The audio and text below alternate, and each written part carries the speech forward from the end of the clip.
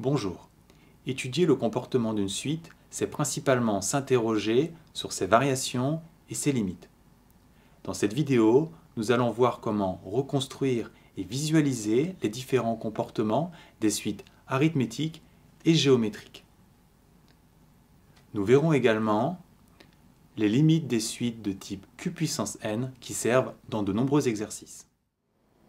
Voici une suite arithmétique définie par récurrence avec pour premier terme 5 et pour pas 3, c'est-à-dire que l'on passe d'un terme au suivant en ajoutant 3.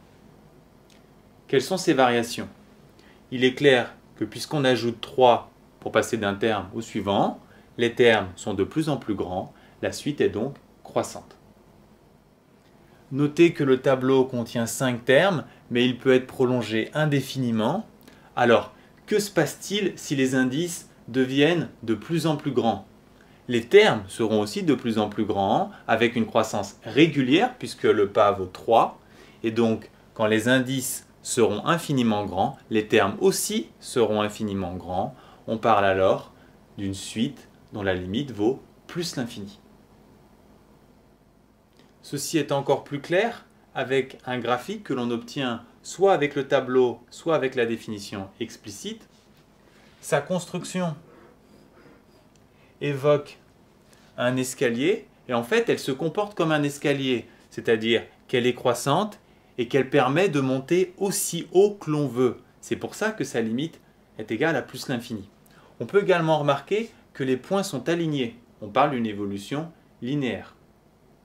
Et ceci n'est pas simplement valable pour une suite avec un pas de 3, mais pour toute suite arithmétique de pas positifs. Alors que retenir? Toutes les suites arithmétiques de pas positifs ont une croissance linéaire avec une limite infinie. Maintenant, que se passe-t-il avec une suite ayant un pas négatif? Ici, moins 2. On trace de la même façon son graphique en utilisant sa définition explicite.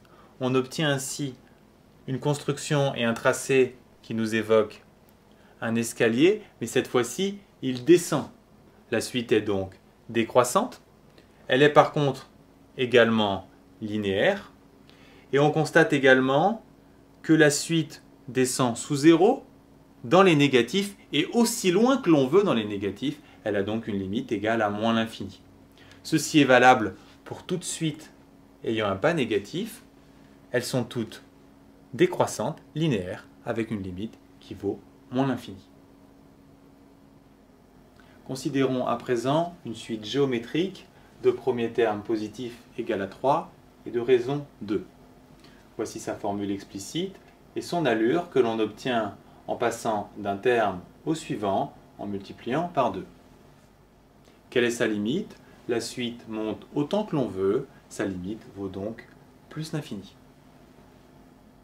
Les suites géométriques peuvent avoir d'autres comportements, par exemple avec une raison égale à 1/2. Pour obtenir son tracé, on peut s'appuyer sur sa définition explicite, mais le plus simple est de partir du premier terme 8 et de passer au terme suivant en divisant par 2, et ainsi de suite. La suite est clairement décroissante, les termes sont de plus en plus petits, mais toujours positifs. L'allure évoque un atterrissage sur l'axe des abscisses et sa limite est 0. D'où vient la différence entre ces deux comportements? Eh bien de la valeur de la raison. Ici, elle vaut 2, ici 0,5. En fait, toute suite de premiers termes positifs et de raisons strictement supérieures à 1 a une croissance exponentielle et une limite infinie. Et toute suite de premiers termes positifs et dont la raison est comprise entre 0 et 1 sera décroissante avec une limite nulle. Cas particulier, si le premier terme vaut 1, la définition explicite vaut 1 fois 2 puissance n, la suite sera donc du type q puissance n. Puisque le premier terme est positif et la raison strictement supérieure à 1, on a la même allure que précédemment et le même comportement. Croissance exponentielle et limite infinie. Donc, puisque q strictement supérieur à 1, la limite de q puissance n vaut plus l'infini. De même, avec un premier terme toujours égal à 1 et une raison égale à 1 demi, nous avons une définition explicite de type 0,5 puissance n, et puisque la raison est inférieure à 1, on aura une allure décroissante avec une limite nulle. Ceci est à retenir pour toute raison inférieure à 1, on a limite de q puissance n est égale à 0. Ces deux résultats vous permettront de terminer de nombreux exercices de suite.